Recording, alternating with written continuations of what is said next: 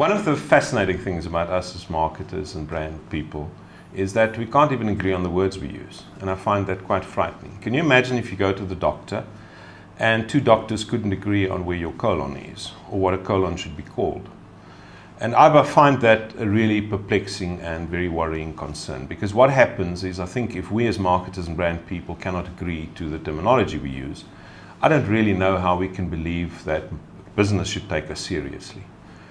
And one of the fundamental issues for me, what is a brand? And I think a brand, the way that I would define it, and the one that worked for me, having looked at millions of definitions, because you will know there are millions of definitions of a brand,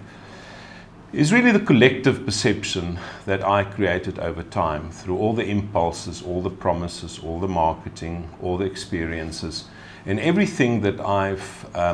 added together in my collective consciousness about what a brand is, the way other people see it, the way other people interpret it,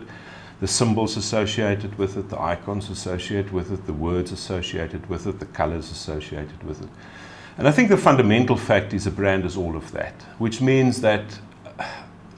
it's neither right or wrong what any given person believes about a brand, and whatever you may have in your mind as a marketer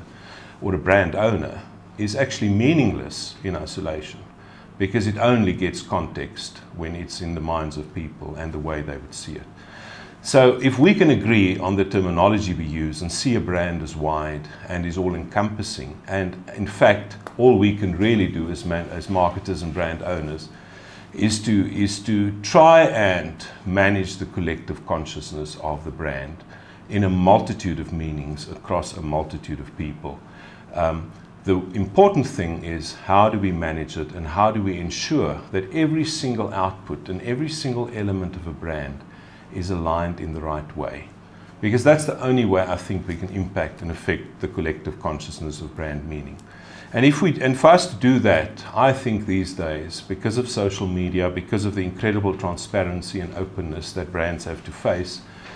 if a brand is not value-centered and doesn't start with a clear sense of purpose and know where it comes from, and a company doesn't have very clear, very open, very objective, very sincere values as a business,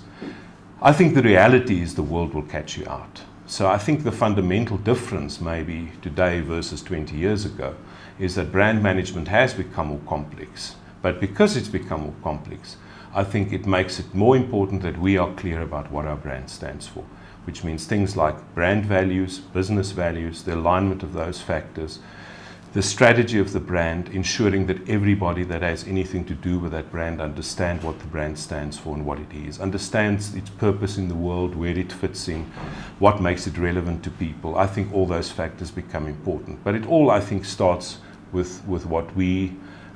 want the brand to be and where we want the brand to go. And how sincere I think we are about that.